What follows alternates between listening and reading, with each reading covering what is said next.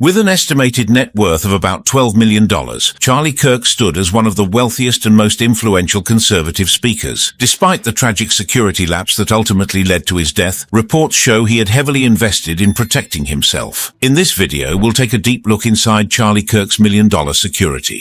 They gave Kirk the means to fund the constant presence of private security. Unlike political candidates who receive Secret Service protection, Kirk had to bankroll his own. And as threats mounted, the cost of that protection climbed, sometimes into the millions annually. Charlie Kirk's notoriety was not without consequences. Beginning around 2019, he became a magnet for protests and threats. From physical assaults at campus events to doxing campaigns online, the list of incidents was long and escalating. When you think about public figures in American politics, most people picture presidents, senators, maybe a few governors. But in today's world, activists and commentators can attract just as much attention and sometimes just as much danger. Charlie Kirk, the founder of Turning Point USA, is a perfect example. By the time of his assassination in September 2025, he had become one of the most visible conservative activists in the country. His fortune was estimated at around $12 million at the time of his death, accumulated through his leadership at TP USA. His media ventures, book sales, speaking fees, and real estate holdings. But the money wasn't just for luxury homes or investment portfolios. It was also funneled into something much less glamorous and arguably far more vital: security. Charlie Kirk's story is a chilling reminder of how financial success and security measures intertwine when public visibility reaches its peak. You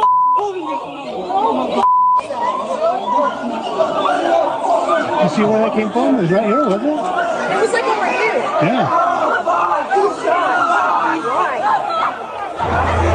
Not only did the bullet not pierce through, there wasn't a single dot of blood on Charlie's bleach-white shirt until he falls out of frame. Security meant to protect a man just failed him. Is this a mistake or decision? Charlie Kirk didn't just walk into that courtyard at Utah Valley University as a speaker. He walked in as one of the most protected conservative figures in America. A man backed by an estimated $3 million a year in personal and organizational security protocols. Local police officers were already on site. His private security personnel were positioned around him. Cameras were rolling. Every angle of that venue was supposedly under supervision. That's what makes what happened next almost impossible to accept.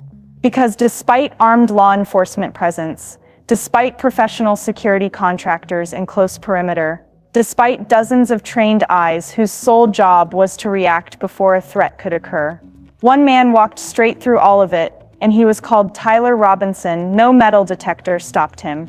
No bag search flagged him. No guard intercepted him. Please, before we move on, don't forget to drop your comment as you listening to this new updates. We would definitely respond to all comment. We will be glad to hear your feedbacks on this report. We stand for justice. We stand for Charlie. And in broad daylight, surrounded by people paid to prevent moments exactly like this. Charlie Kirk was shot before a single protective barrier even moved. The public was told the response was swift. But witnesses say the shooter had enough time to walk away, enough time to post online, enough time to be seen before anyone tackled him. So the question is no longer as simple as how did this happen? The real question is far heavier. How does Tyler Robinson, with multiple layers of professional protection, die as if he had none? And if those assigned to defend him did not, then was it failure or was it permission? What do you think?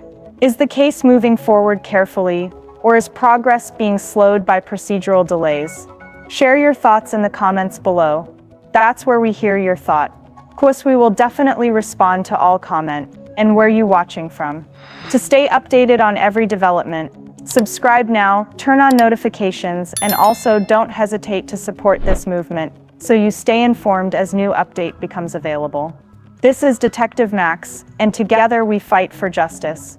Charlie Kirk didn't walk into that event alone. He arrived with what insiders estimate to be millions of dollars in private security infrastructure, police on site, trained guards in position, surveillance eyes everywhere. And yet, when the moment came, he died as if none of them existed. No shield, no interception, no instant takedown. Just silence, confusion, and hesitation. The question isn't just who pulled the trigger. It's far more uncomfortable than that. How does one of the most protected men in American politics get taken out in public, and not a single layer of that protection stops it? Was this a failure, or was someone simply looking the other way? What $3 million in security should look like this? To understand how outrageous this failure truly was, you have to know what professional protection at this level is supposed to look like. For high-risk public figures, especially political commentators with strong opposition, security isn't just a few guards standing nearby, it's a system. First, there's layered access control. Nobody, and I mean nobody, gets within arm's reach without passing through multiple checkpoints. Credentials verified, bags searched, unfamiliar faces flagged instantly. Then comes perimeter security. Armed personnel don't stand with the subject. They stand ahead of them. They don't react to danger, they anticipate it. Anyone approaching from the wrong angle gets intercepted long before contact is made. At this level, there should be magnetometers or handheld metal scanners. Even high school football games deploy them now. Yet somehow, an event hosting a nationally recognized political figure didn't. There should have been advanced sweeps, tactical walkthroughs done hours before arrival, every piece of furniture photographed, every entryway logged, every blind spot eliminated. That's not optional. That's security 101. And for someone with a reported 7-figure protection budget, there should have been surveillance coverage with live communication, earpieces buzzing, positions shifting the moment someone moves out of pattern. So ask yourself, if all of that is standard, if even mid-tier celebrities get this level of shielding, then why wasn't it deployed for Charlie Kirk? How does a $3 million security apparatus suddenly function like mall cop protocol? Was it negligence, budget cutting, or did someone simply choose to stand down? Now let's walk through the timeline, not from the official statements, but from what witnesses actually reported at the event. Checkpoint 1. Entry screening, or lack of it. Attendees walked straight into the venue without scanning, metal detection or bag inspection. No wanding, no controlled funnel, no visual threat assessment, meaning the shooter didn't have to sneak anything in. He was allowed to carry it through. Checkpoint 2. Proximity control. In high security protocols, no attendee should ever be allowed to get within direct striking range of the subject, unless vetted. Yet witnesses say the shooter was standing comfortably close enough to draw and fire without resistance. No guard intercepted, no arm extended, no formation shift. Checkpoint 3. Response time. After the gunshot, you'd expect immediate neutralization. When trained security is on site, response is supposed to be measured in seconds, not moments. But what happened? According to multiple accounts, the shooter walked away, not ran, walked, long enough to post online before physical contact from responders. So let me ask the question no one in authority seems eager to answer. Who delayed engagement, and why? Because hesitation at that level doesn't happen by accident.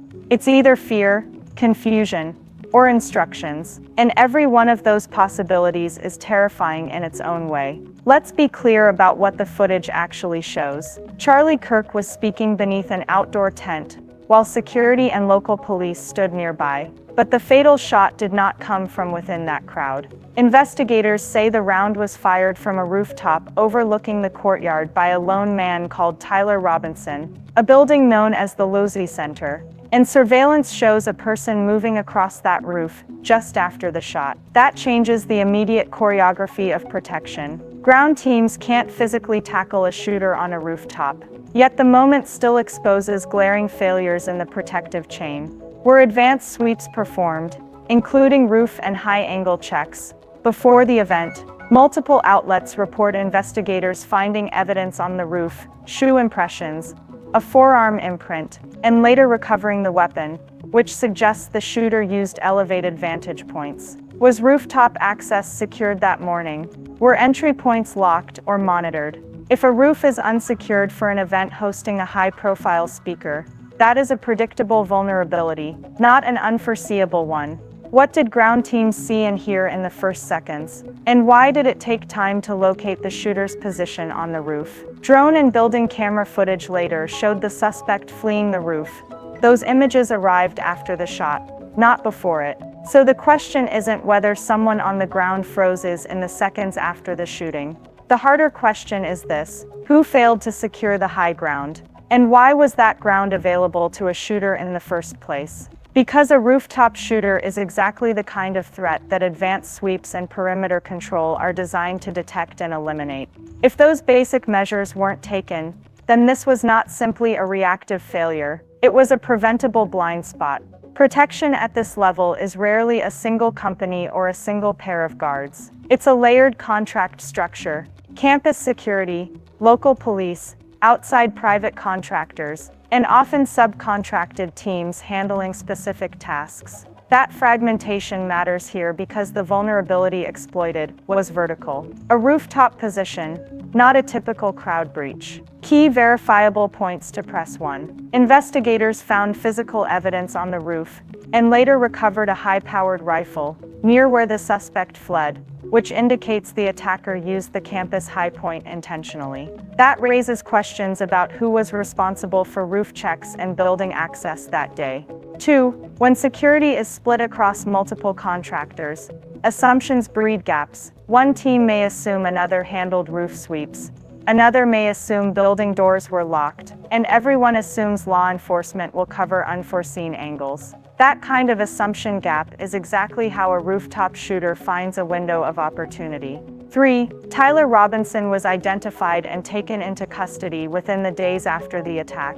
Prosecutors have charged him, and investigators have been reconstructing his movements before and after the shooting. Those timelines matter. They reveal points where advanced detection or timely reporting could have stopped this. So again, this isn't just about a shield that failed to interpose on the ground. It's about a protection plan that didn't secure the vertical angles, the same angles a shooter chose. That failure looks less like a momentary lapse than like a systemic blind spot. Now we arrive at the most uncomfortable question of all. Was this breach truly unforeseen, or was it predicted and ignored? Because let's not pretend Charlie Kirk was an unknown figure. His name trends globally whenever he speaks. His events routinely attract both loyal attendees and aggressive opposition online. In the days leading up to Utah Valley University, there were already online warnings, hostility spikes, and public backlash, none of which were subtle. And yet, with all that in the air, security forces were still positioned in presentation mode instead of defensive formation. Ground guards were visibly relaxed. Rooftop access points, the most predictable vantage for a political ambush, were reportedly left unsecured. So let's ask this slowly. If you knew the threat environment, if you knew the online chatter was escalating, if you understood that political shootings are now more likely to come from a distance than from face to face, then why were the guards staged like ushers instead of protectors? Was it complacency? Budget constraints? A legal fear of overreacting in front of cameras? Or did someone quietly decide that visibly strong security presence would send the wrong message, and so the protocols were softened? Because if appearances were prioritized over survivability, then this wasn't just a tactical failure. It was a decision. And decisions come from somewhere. Asterisk. When something this catastrophic happens, the hard part isn't naming a shooter. In this case, Tyler Robinson. It's tracing the ripple effects. Because violence reshapes power, money, and narrative, it hands leverage to people who know how to use it. So who actually benefits if a high-profile protection plan fails? Let's be clinical about it. And remember, implication is not accusation. These are possibilities grounded in motive and opportunity. 1. Political capital. A death like Charlie Kirk's becomes a cudgel in partisan fight. It rallies base voters, sharpens fundraising appeals, and freezes public debate into use versus them categories. If a security lapse amplifies that moment, the political payoff can be enormous. 2. Media control and narrative ownership. Tragedy focuses attention. Organizations, PR teams, and allied outlets that control the first frames of the story can shape public memory, turning chaos into martyrdom, urgency, or outrage depending on the desired outcome. A slower, bungled response feeds friction and fuels the preferred narrative. 3. Organizational consolidation. When institutions fail to protect a leader, successors or power brokers can consolidate authority in the name of fixing the system. Contracts get re-awarded. Boards are reshuffled. New leaders, with their own agendas, step forward under the banner of reform. 4. Legal and financial maneuvering. Insurance liability claims, an emergency funding flow where failure is catastrophic. Lawsuits settle.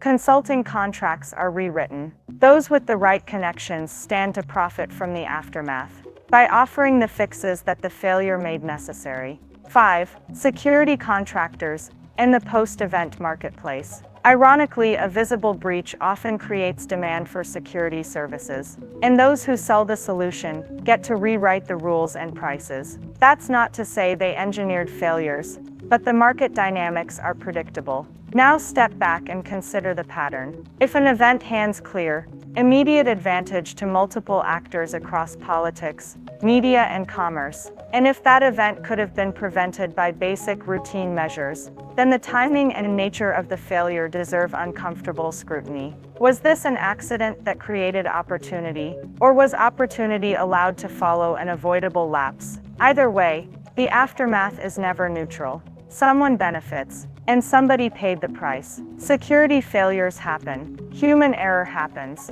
but silence is engineered. And that's what we're witnessing now in the aftermath of Charlie Kirk's death. Not a wave of transparency, not an urgent press conference, not a breakdown of how one of the most expensive conservative security perimeters in the country failed in real time. Instead, brief statements, delayed footage, redirected questions, and Tyler Robinson, the shooter, locked away and unable to speak freely about what actually happened on the ground that day. Which leads to the one question that keeps echoing: was Charlie Kirk failed, or was he managed? Because one is a mistake, the other is a decision. If this was incompetence, then name who was responsible. If this was betrayal, then admit someone gave permission. But to pretend this was unavoidable, to treat it like a random tragedy instead of a documented breakdown at every level, from entry screening to armed response, that's not just disrespect, that's erasure. And until we get full disclosure, until the full security contract, the radio communications, the positioning orders, the threat reports, the reaction timeline are made public, this case isn't closed, it's sealed. And sealed things are always sealed for a reason. Charlie Kirk paid for protection, yet he died as if he had none. If you want answers, share this video, tag those in power, and demand the security records be released. Silence is not an acceptable answer. Think about that for a second. Millions spent on protection, and a rooftop shot ended a life. That's not just tragedy, that's a failure we deserve to understand. If you care about accountability, hit share, leave a comment with the questions you want answered, and pressure campus officials, security contractors, and public leaders to publish the timelines, radio logs, and contract details. Don't let this be swept under the rug.